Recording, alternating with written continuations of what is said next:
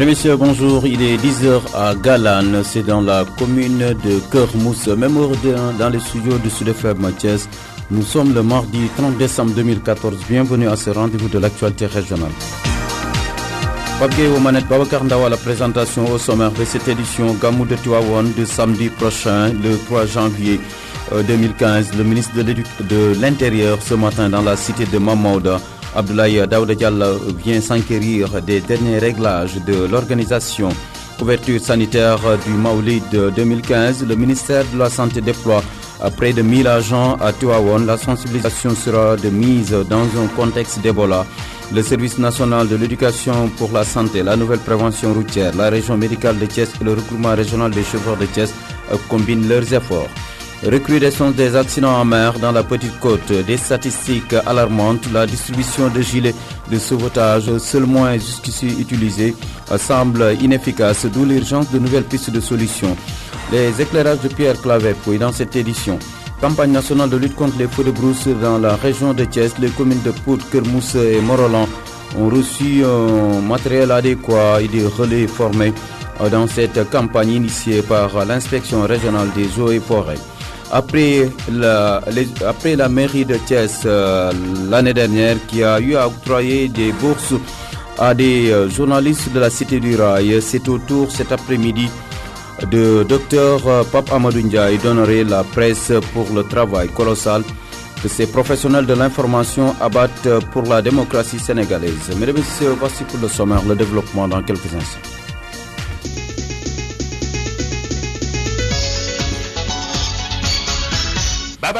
Et la présentation. Rebonjour à toutes et à tous et bonne et heureuse année 2015 par anticipation. Vous suivez les programmes de Sud FM Sen Radio Thiès. Vous nous suivez sur la 102.2 en modulation de fréquence. Recrudescence des accidents en mer dans la Petite Côte. Les chiffres sont alarmants.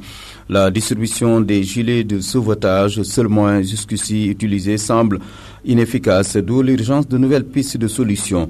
Nous dit Pierre Clavet. Chaque année, c'est le même procédé, la distribution de gilets de sauvetage aux pêcheurs, mais cela n'a aucun impact sur les disparitions et les pertes en vies humaines en mer.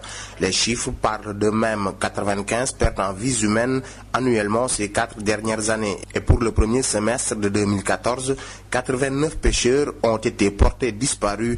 N'est-il pas le temps d'étudier d'autres pistes de solutions au-delà des gilets de sauvetage? Déjà pour certains, les embarcations doivent être revues.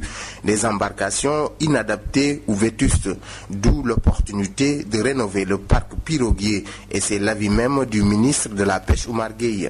La mise en œuvre du projet de construction navale qui vise à moderniser les embarcations de pêche artisanale en prenant en compte les règles sécuritaires. Je veux parler du programme de remplacement progressif des pirogues en bois par des pirogues en fibre de verre que nous sommes en train de lancer. Le site est déjà déterminé, les financements sont quasiment bouclés et le projet va démarrer incessamment. Et à ce niveau, nous exhortons l'ensemble des pêcheurs à acquérir ces nouvelles pirogues. Ce projet a été agité depuis plusieurs mois, mais réfuté par les pêcheurs. Mais l'État doit être fort dans ce cas si l'on veut réduire le nombre de morts. Autre élément important dans cette lutte contre les pertes en vies humaines et les disparitions, c'est la responsabilité des pêcheurs même, qui bravent très souvent les interdictions d'aller en mer, malgré les nombreuses alertes après les prévisions de la météo annonçant une mer dangereuse. Pierre Claver-Pouy, Mbour, Sud FM. Pierre Claver-Pouy, parlons toujours sécurité, mais cette fois-ci routière, avec les préparatifs du Maouloud, la 112e édition du Gamou de Tivaouane se prépare. Elle est prévue samedi prochain. Déjà, le ministre de l'Intérieur est attendu tout à l'heure à 11h à Tivaouane. Abdoulaye Daouda Diallo viendra s'enquérir des derniers réglages du Gamou de Tivaouane. Hier, rappelons qu'Ousmane Tanordien et Pape Diop de Boko Giskis étaient là-bas. Ce matin, Abdoulaye Bathily de la LD est également attendu dans la capitale de la Tijania. Et justement, pour parler de cette sécurité routière, la nouvelle prévention routière a pris part hier au forum de sensibilisation tenu à la gare routière. Selon le directeur exécutif de la nouvelle prévention routière, Makhtar Faye, un important dispositif sécuritaire, surtout basé sur la sensibilisation, est mis en branle. À chaque fois qu'il y a un événement majeur, vous conviendrez avec moi que les routes sont chargées. Il y a beaucoup de monde, beaucoup de véhicules et c'est par là que nous insistons auprès de ces chauffeurs-là pour les amener à prendre conscience du danger qui les guette sur la route. Chaque année, on met en place un dispositif qui rentre dans le cadre d'une sensibilisation de proximité. Nous avons mis en place une équipe à Rufisque, une autre équipe à Diamniadio, une équipe sera à Thiès, à l'entrée de Tivaouane également, jusqu'à Kébémer et même du côté de Kaolack, nous avons une antenne et toutes ces équipes vont travailler d'arrache-pied pour informer les usagers sur les facteurs de risque. Alors, on sait que les gens ont tendance à rouler très vite, surtout au niveau du transport public de voyageurs, les chauffeurs de transport en commun. On a constaté que malgré les multiples allers-retours, ils relèguent au second plan la fatigue parce qu'ils n'ont pas conscience de ce que la fatigue peut entraîner comme danger. Et souvent également, ils s'endorment au volant de véhicule. Et voilà 3 grands facteurs qui sont à l'origine de beaucoup d'accidents de la circulation. Donc nous allons faire à l'occasion de ce Mawlid 2 types de sensibilisation. Une sensibilisation de proximité que nos équipes vont faire auprès de ces conducteurs, une sensibilisation de vive voix pour les amener à être beaucoup plus conscients au volant de leur véhicule et une sensibilisation média. Nous allons, avec toutes les radios de la place, diffuser des messages à partir de demain matin jusqu'à lundi donc 5. Mardi 30 jusqu'au lundi 5, il y aura des messages qui vont être diffusés dans toutes les radios pour au moins amener les conducteurs à adopter un comportement responsable et citoyen au volant de leur véhicule. Ce que nous voulons bien entendu, c'est que Dakar-Thiès, c'est pas très loin, parce que la différence avec le Magal, c'est que pour le Magal, on a une seule destination. Mais pour le Mawlid, il y a plusieurs foyers qui célèbrent effectivement cette activité. Il y a certains qui vont aller à Kaolack, d'autres qui vont aller à Thiénaba, d'autres encore qui vont rester même à Dakar et le plus grand nombre effectivement se dirigera vers Tivaouane. Donc à tous ces fidèles, à tous ces pèlerins, nous leur demandons de rester prudents et d'avoir un comportement responsable et citoyen au volant de leur véhicule pour un objectif de prévention. Les usagers de la route, les chauffeurs généralement adhèrent à ce projet. Disons à cette initiative de la nouvelle prévention routière, suivant les explications de Abdoulaye Diakhaté, le président du regroupement des chauffeurs de la région de Thiès. C'est plutôt un forum que la région médicale de Thiès, par le canal du médecin-chef, a bien voulu organiser en collaboration avec le regroupement des chauffeurs de la région de Thiès, dont je suis le président. Nous avons invité toutes les autorités de la région, la police, la gendarmerie, les sapeurs-pompiers, le service d'hygiène, les femmes restauratrices qui sont à la gare routière pour discuter du respect des dispositions du code de la route. Vraiment, nous avons reflété le code de la route. Des instructions ont été données par les autorités. Vraiment, nous allons les appliquer pour faire un bon gamou. Les femmes restauratrices également ont été sensibilisées par le docteur Aloïse par rapport aux maladies telles que l'Ebola et les autres maladies. Donc, ils ont pris l'engagement vraiment d'être plus propres, de respecter les conditions d'hygiène pour qu'on puisse faire un gamou sans maladie et sans accident. Jusqu'au présent, le respect des règles du code de conduite, ces règles-là sont respectées apparemment pour le moyen d'accident. Vous savez, par rapport aux accidents de la circulation, il y a 3 choses qui provoquent les accidents. La route provoque des accidents, le véhicule source d'accident, le conducteur aussi peut faire un accident. Donc nous demandons aux transporteurs qui sont les propriétaires des véhicules de bien vouloir entretenir les véhicules avant de les mettre en circulation. Nous invitons également les chauffeurs qui conduisent les véhicules de respecter, comme je l'ai dit, les dispositions du code de la route, de se reposer en cas de fatigue, surtout d'éviter les surnombres, d'éviter les dépassements prématurés et d'éviter également de conduire un véhicule qui n'est pas d'éclairage pour respecter les distances réglementaires. Je crois que si ces instructions sont respectées, on aura un gap avec 0 accident. Abdoulaye Diakhaté, le président du regroupement régional des chauffeurs de Thiès. Prévention contre Ebola à l'occasion du Gamou de Tivaouane prévu samedi. Plus de 1000 agents de santé seront mobilisés par la tutelle. Parmi les activités phares, la sensibilisation, le Centre national d'éducation pour la santé privilégie la communication directe avec les acteurs et les fidèles. Après les daïras samedi dernier, c'était au tour hier des professionnels des médias à Thiès et des usagers de la route de participer avec les techniciens de la santé, de partager avec les techniciens de la santé les règles d'hygiène et de prévention. Dr Aloïse Walidjouf est le chef du SNEPS.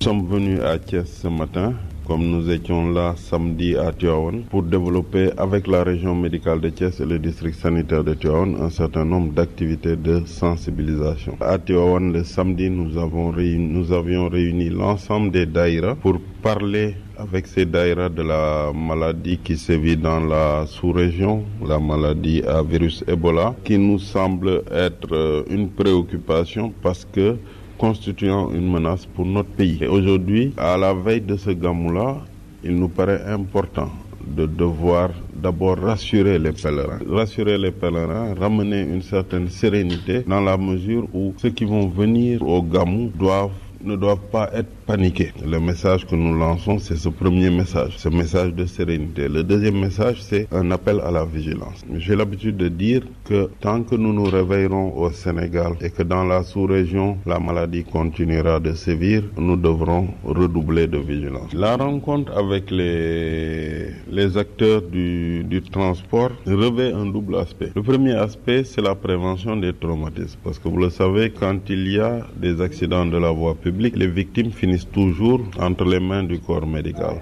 Donc à ce sujet, nous avons, tout intérêt à sensibiliser les acteurs du secteur du transport dans la prévention de ce traumatisme. Mais le deuxième aspect, c'est surtout par rapport à la maladie Ebola. Vous savez que ce sont les transporteurs, les chauffeurs qui vont convoyer tous les pèlerins. Et il est important qu'eux aussi, ils puissent connaître davantage cette maladie-là. Il est important qu'ils puissent pouvoir identifier les signes de cette maladie, les modes de transmission et la conduite à tenir devant des cas alertes. Dr Aloïse Walidjouf, il est le chef du service national de l'éducation pour la santé, le SNEPS. La région médicale ne compte pas être en reste. Un dispositif renforcé sera mis en place, nous dit Ndiogou Sarr, le responsable un des responsables de la région médicale de Thiès.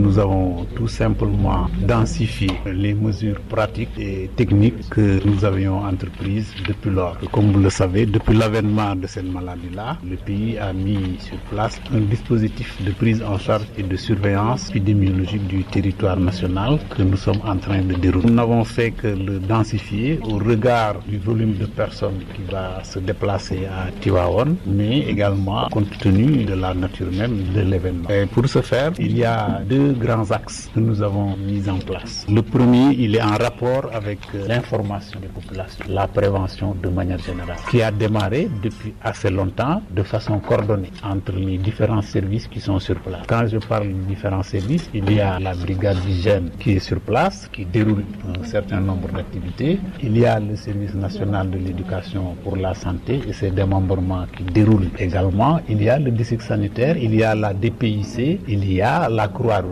L'ensemble de ces services, de façon coordonnée, sont en train de dérouler, aussi bien au plan de l'information, de la sensibilisation qu'au plan du traitement et des mesures individuelles sur place. Corollairement à ces mesures-là, il y a un dispositif de surveillance épidémiologique qui est mis en place également, qui est coordonné par le médecin-chef de district, qui a commencé par l'information des techniciens devant officiers dans les différents postes de santé de Tivaouane, par la mise en place d'une fiche technique qui sera portée et affiché devant tous les lieux de traitement. Ndiogou Sarr, le responsable du PV du programme national de vaccination, j'y arrive, et de la surveillance épidémiologique à la région médicale de Thiès. Restons dans ce chapitre religieux pour signaler une semaine après le gamou de Tivaouane, ce sera au tour de Ndiassane. Le comité d'organisation mise cette année sur la communication. La commission communication a rencontré la presse. Dr Cheikh Sidi Mokhtar Kounta, porte-parole, revient sur les innovations et le thème de cette édition. Le Gamou de Ndiassane de cette année est placé sous le thème général l'islam, un modèle de bonne gouvernance. C'est un thème qui a été mûrement réfléchi par un comité scientifique SIS à Ndiassane, composé d'éminents érudits de la famille Kounta. Le Gamou a comme parrain cette année-ci Cheikh Sidi Yahya Kounta, 4e khalife de Cheikh Bou Kounta. C'est le khalife qui a eu le mérite de rassembler sous un même toit les khalifes de son époque de Cheikh Ahmad Bamba, en la personne de Cheikh Abdoulahat Mbacké, et le khalife de El Hadj Maliki de son époque, El Hadj Abdoulaziz Sy Dabakh, pour dire que c'était un homme fédérateur et un grand homme de paix. Maintenant, les innovations qu'on a voulu amener pour cette édition, comme innovation majeure, nous avons prévu de faire des khadaras au niveau de Ndiassane les 4 jours qui vont précéder le Gamou. Ces khadaras seront animés par des jeunes de Ndiassane autour du livre d'un homme saint, Cheikh Sidi Mokhtar Kounti, qu'il a écrit sous les recommandations du prophète Mohammed sallallahu alayhi wa sallam, et il l'a dénommé Naf'ati. C'est un livre essentiellement de Salat ala Nabi qui sera abordé sous 4 aspects. Le premier aspect, le premier jour, le second jour, le troisième jusqu'au dernier jour où il y aura une grande cérémonie de clôture suivie d'une conférence sur les bienfaits de la Salat ala Nabi et spécifiquement Salat Naf'ati. Autre innovation, c'est qu'il est prévu le jour du Gamou, le matin à 10h, une conférence qui va porter sur le thème qu'on avait délivré tout à l'heure, l'islam face aux crises actuelles, les crises économiques, crises sociales, crises des valeurs, crises morales, pour ne citer que cela. Justement, quand on parle de Gamou, d'habitude on parle de rassemblement, des milliers de fidèles vont rallier la ville sainte. Quelles sont les dispositions côté pratique, surtout dans un contexte d'Ebola? Il y a des mesures qui sont prises à ce niveau.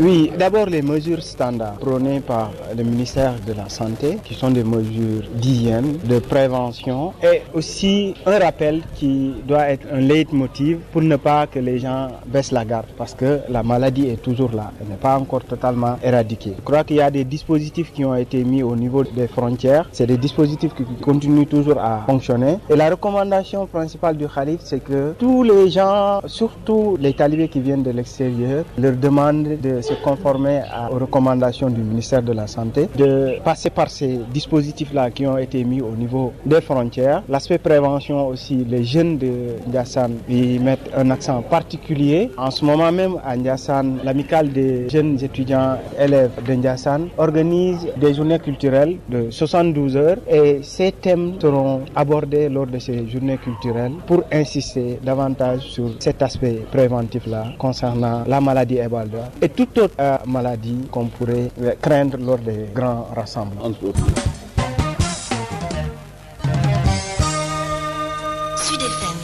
Mesdames et messieurs, vous suivez le journal sur Sud FM Thiès. Vous nous suivez sur la 102.2 en modulation de fréquence via également thiesinfo.com. Il est 10h17 à Pout-Morolan et Kermousse. Nous y restons avec cette campagne nationale de lutte contre les feux de brousse dans la région de Thiès. Ces communes ont reçu hier du matériel adéquat. Des relais ont été également formés dans cette campagne initiée par l'inspection régionale des eaux et forêts. C'était en présence de notre reporter Babacar Sow. L'inspection régionale des eaux et forêts de Thiès va en guerre contre les feux de brousse. La campagne a été lancée à Pout avec la formation des membres du comité de lutte qui ont reçu le matériel adéquat.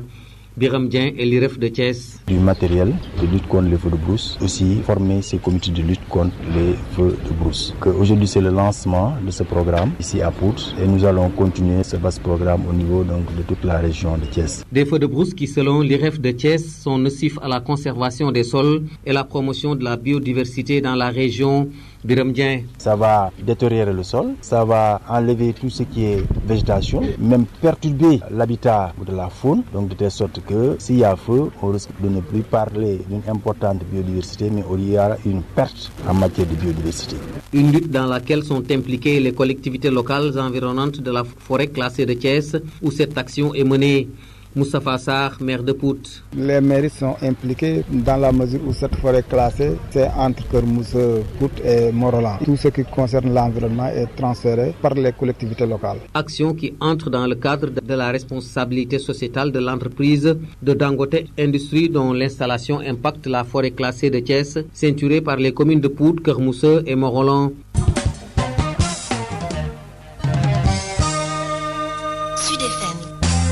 Je déclare installée la cour d'appel de Thiès. C'est maintenant officiel, Thiès a sa cour d'appel, une nouvelle juridiction qui a pour ressort les régions de Thiès et de Diourbel. Le garde des Sceaux revient sur les avantages de la cour d'appel de Thiès. Les plaideurs qui devaient quitter Diourbel, Mbour, Thiès, Tivaouane et de nombreux autres localités pour rallier la juridiction de l'appel de Dakar pourront désormais s'arrêter à Thiès, d'où on gagne le confort, le temps. Voilà, messieurs les juges de la cour d'appel de Thiès, l'avantage appréciable que vous procurez à vos concitoyens en démenant effectivement votre fils. Une avancée en termes de réalisation des droits humains, ajoutera le ministre de la Justice, Maître Sidiki Kaba. Je me réjouis de cette avancée en termes de réalisation des droits humains, que constitue le démarrage de l'activité de cette cour, parce que l'égalité des droits, qui a été le combat de ma vie, commence par l'égalité d'accès aux juges. Le ministre de la Justice a exhorté les acteurs de la nouvelle cour d'appel de Thiès en ces termes. Je voudrais plutôt vous faire une exhorte simple. Persévérez dans la voie dans laquelle vous vous êtes engagé depuis de longues années. Continuez à avoir le souci de l'homme justiciable, pour qui vous êtes souvent le dernier espoir, et continuez à protéger vos concitoyens contre nous, en leur permettant de s'adonner à des activités économiques sans être victimes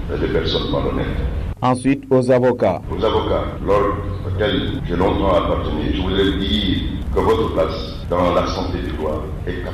Votre rôle en tant que dernier rempart de la justice est aussi capital. Je vous rappelle ces devoirs, non point parce que vous avez failli à les observer, bien au contraire, mais parce qu'il n'est jamais inutile de se faire encourager lorsqu'on entreprend une œuvre difficile. Le juge Amadou Sayandé est le premier président par intérim de cette cour d'appel. Il se fera assister de 4 présidents de chambre, de 8 conseillers, d'un secrétaire général, d'un procureur général, Boubacar Albert Gaye, d'un avocat et des substituts généraux. Voilà, c'était là donc l'installation hier de la cour d'appel de Thiès. Et puis retenez en plus bref, après la mairie de Thiès sous le magistère de Yankhoba Diattara, qui a eu à octroyer des bourses de formation à 10 journalistes en 2013, c'est au tour cet après-midi du responsable politique de l'APR, Dr Pape Amadou Ndiaye, par ailleurs PCA du FONGIP, d'honorer la presse locale pour son travail, disons, à la démocratie. Et puis retenez également la cérémonie d'inauguration du nouveau siège du syndicat démocratique des enseignants libres du Sénégal, le CIDELS, section Thiès. Et puis cette cérémonie, disons, de solidarité initiée par l'espace numérique ouvert, qui est un démembrement de l'université virtuelle du Sénégal. C'est cet après-midi à partir de 15h au siège de l'IMC. Donc c'est une cérémonie de solidarité dénommée Noël aux 1000 merveilles. Et puis la suite de cette édition.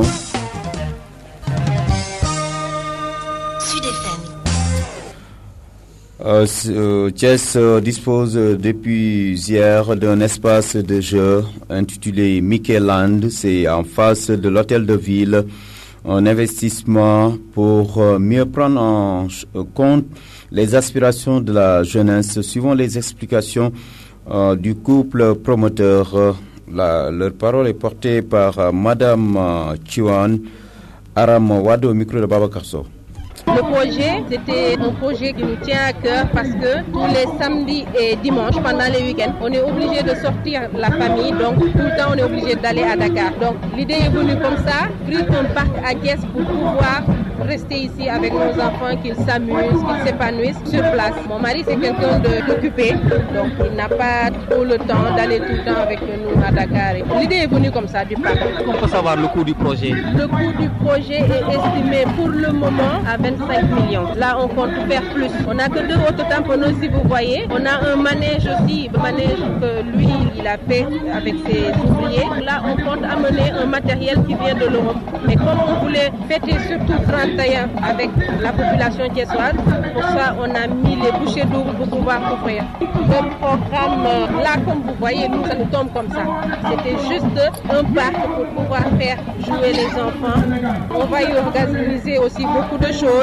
On va programmer de faire par exemple organisation des mariages, des anniversaires, on va faire aussi des dîners de gala, on va faire beaucoup de choses. On peut faire des concerts? Des mini-concerts, oui. Ça c'est programmé. On va y installer un podium. À l'instant, Madame Chouang Aram Wad, épouse du promoteur de ce Mickey Land, justement un espace de loisirs jeunesse qui entre dans le cadre de l'amélioration de la qualité du cadre de vie des Thiessois. La mairie de ville a procédé, la mairie de ville a participé à la réalisation de cet édifice, une opération qui consiste à l'entretien effectif et à la requalification des jardins de la place de France. Le maire de Thiès, qui a présidé l'événement, Talla Sylla, revient sur les réalisations faites sur place. Chers invités, l'acte 3 de la décentralisation réaffirme les missions de gestion urbaine de la ville. L'aspect dominant est l'amélioration de la qualité du cadre de vie. L'aménagement paysager et la valorisation des espaces verts contribuent à la bonne gestion du cadre de vie. Il s'agit essentiellement de l'entretien effectif et de la requalification du jardin de la place de France, en préservant la vocation première du site d'être un espace vert, en ouvrant au public un nouvel espace de détente grâce à la réhabilitation des allées piétonnes, l'implantation de toilettes mobiles, le refleurissement des parterres, la remise en service du jet d'eau et l'implantation d'une buvette. Restaurer les symboles officiels du site, le monument, la stèle commémorative.